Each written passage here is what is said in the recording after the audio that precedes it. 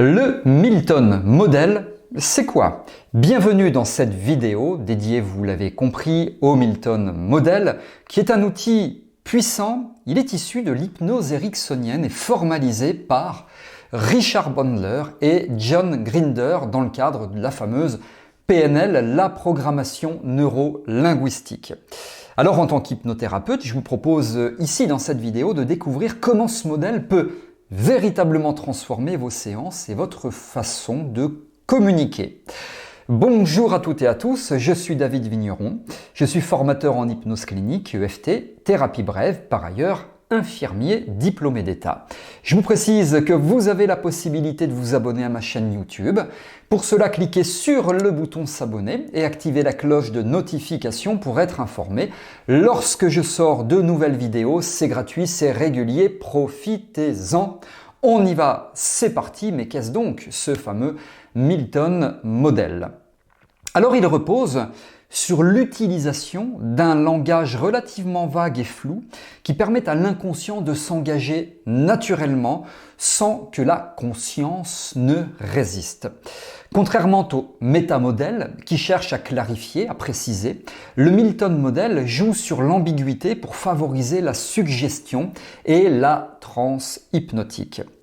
Alors, avant de rentrer dans les détails technique, il est essentiel de comprendre ce qui rend le modèle unique. Eh bien, ce modèle linguistique, je parle de modèle linguistique, il tire sa force dans son imprécision. Quand on utilise un langage flou, on laisse l'inconscient de l'interlocuteur combler les blancs et créer ses propres significations. C'est exactement comme raconter une histoire où chacun peut y voir ce qui lui parle personnellement. Eh bien, cette approche favorise un état de relaxation profonde ou de transe hypnotique, car elle contourne les mécanismes de résistance conscients. Par exemple, lors de vos séances, vous allez pouvoir suggérer au consultant de ressentir une sensation agréable, sans préciser laquelle. Vous pourriez dire, par exemple, à votre consultant, peut-être que quelque chose en vous commence déjà à se détendre. Eh bien, cette phrase, elle reste ouverte et elle permet à l'inconscient de trouver ce qui résonne le mieux, ce qui pourrait se détendre, en l'occurrence, selon mon exemple. Ce type de langage est particulièrement utile quand on travaille avec des personnes qui ont tendance à analyser ou à rationaliser d'une façon excessive.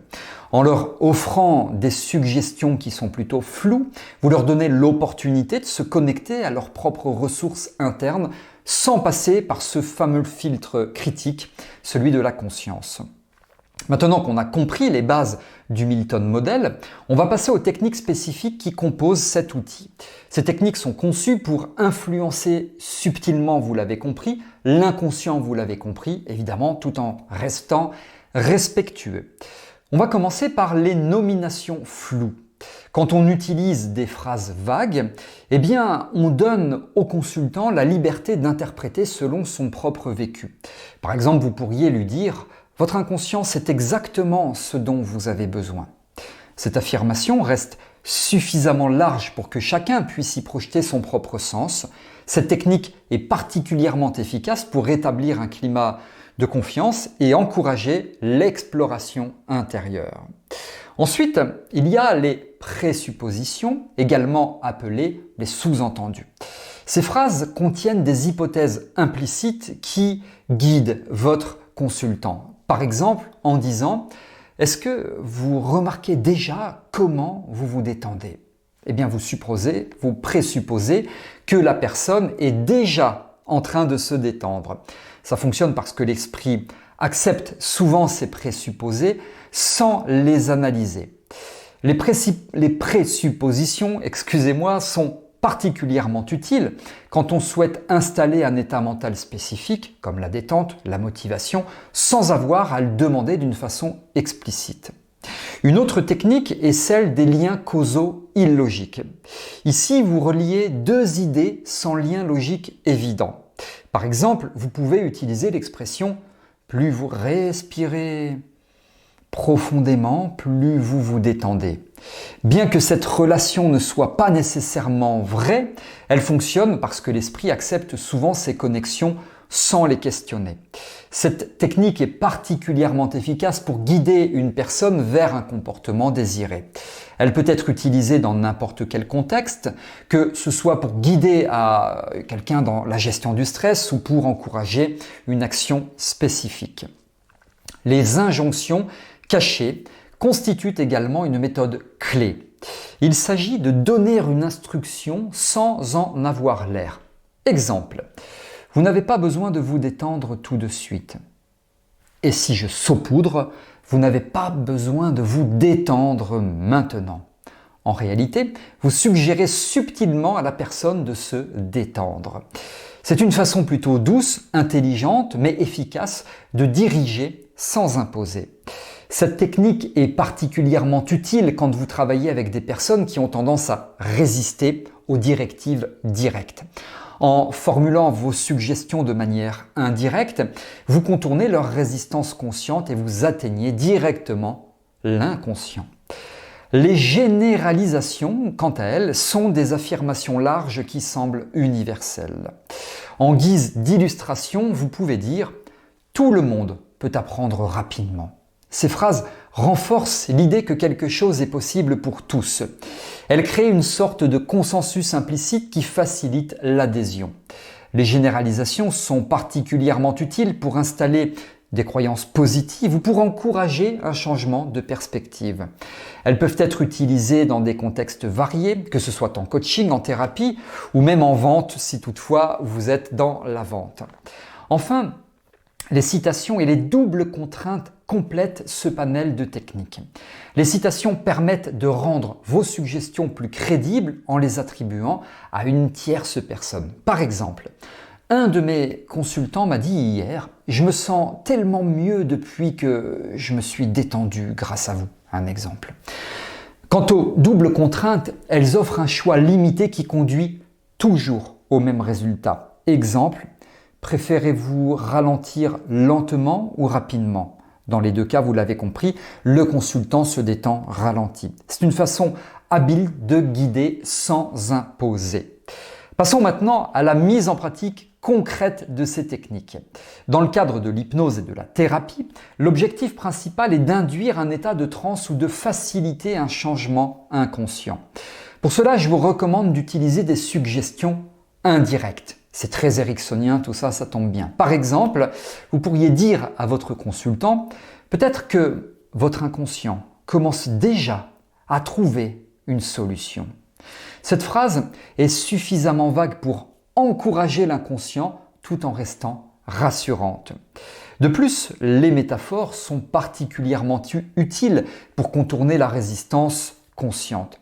Imaginez dire à votre consultant « Imaginez un arbre qui grandit lentement.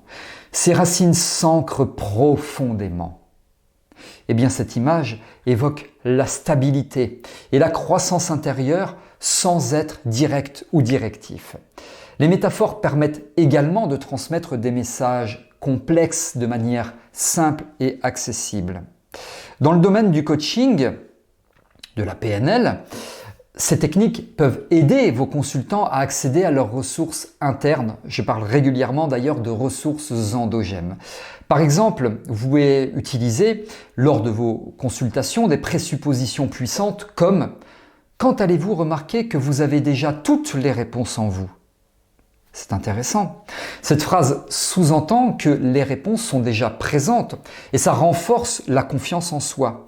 Les doubles contraintes sont également très efficaces dans ce contexte. Par exemple, préférez-vous comprendre ce changement maintenant ou naturellement plus tard ? Les deux options mènent au changement, au même résultat, mais la personne a l'impression de choisir. Je vous parle un petit peu de vente, en négociation. Le Milton Model peut être utilisé pour amener l'interlocuteur à adhérer sans résistance. Pour cela, je vous conseille d'utiliser des généralisations comme « Beaucoup de clients ressentent une vraie différence après cette solution ». Ça crée un effet de preuve sociale et c'est toujours intéressant d'établir des liens avec le coaching ou la thérapie. Les injonctions cachées sont également très utiles. Par exemple, ne prenez pas de décision trop vite, prenez le temps de sentir ce qui est bon pour vous, le meilleur choix pour vous. En réalité, vous suggérez que c'est le bon choix, mais de manière, encore une fois, subtile. Enfin, dans la communication, je dirais, quotidienne, ces techniques peuvent rendre vos interactions plus fluides et positives. Par exemple, pour motiver un enfant ou une équipe, vous pourriez dire « Je me demande à quel point tu vas être fier quand tu auras réussi ». Cette phrase inspire la motivation sans être directive. Pour apaiser un conflit, vous pouvez aussi dire « Certaines personnes choisissent de laisser partir ce qui bloque naturellement ». Ça encourage la résolution sans confrontation directe. En utilisant ces techniques, vous créez un climat de coopération, de bienveillance aussi, ce qui facilite les relations humaines. Alors, bien que le Milton Model soit un outil puissant, il est essentiel d'éviter certaines erreurs pour garantir son efficacité et bien sûr son éthique. Tout d'abord, trop de flou, ça pourrait créer de la confusion si c'est mal dosé en tout cas. Il est donc important de trouver un équilibre entre imprécision et compréhension. Ensuite, la manipulation abusive, évidemment, elle doit être bannie. Utilisez des techniques pour aider, pour guider, jamais pour contredire ou pour manipuler. Enfin, ne négligez pas le rapport avec votre interlocuteur. Sans une relation de confiance, une alliance thérapeutique, vos suggestions risquent tout simplement de ne pas passer. Prenez le temps de créer un lien authentique avant d'appliquer ces techniques parce qu'elles seront d'autant plus efficaces si votre consultant se sent en sécurité et en confiance. Pour terminer, je vous propose quelques exercices pratiques pour intégrer ces techniques dans vos séances. Commencez par remplacer les directives, donc directes, par des suggestions du type Milton. Par exemple, au lieu de dire « détendez-vous », essayez peut-être que votre respiration peut se calmer tranquillement, doucement, naturellement. Ensuite, créez des doubles contraintes pour guider subtilement. Par exemple, voulez-vous essayer cette méthode maintenant ou après en avoir discuté? Enfin, utilisez des métaphores pour enrichir vos messages. Par exemple, imaginez. Imaginez un fleuve qui coule tranquillement, emportant avec lui toutes vos tensions. Vous l'avez compris, le Milton Model est bien plus qu'un ensemble de techniques linguistiques. C'est une philosophie de communication, de prise en charge, thérapeutique ou coaching, qui met l'accent sur l'influence intelligente et respectueuse. J'insiste sur l'influence intelligente et respectueuse. Alors, que vous soyez hypnothérapeute, coach ou simplement quelqu'un qui souhaite améliorer sa communication, je crois vraiment que ces outils peuvent vraiment faire la différence. Voilà pour tout ce que je souhaitais vous dire dans cette vidéo. Sachez que vous pouvez vous abonner, rejoindre mon canal Telegram. Une fois par mois, je vous diffuse du contenu gratuit, des bonus, des mini-formations, etc. qui sont exclusivement produit pour ce groupe. Vous pouvez vous inscrire, c'est sous cette vidéo, profitez-en et c'est tout à fait gratuit. Si vous avez aimé cette vidéo, vous pouvez liker en cliquant sur le pouce bleu et si vous avez des commentaires, des remarques, suggestions ou autres, c'est encore une fois sous la vidéo dans la partie prévue pour cela. Je réponds à vos questions sans aucun intermédiaire. Merci de m'avoir écouté. Je vous retrouve avec grand plaisir dans de prochaines vidéos. À très bientôt.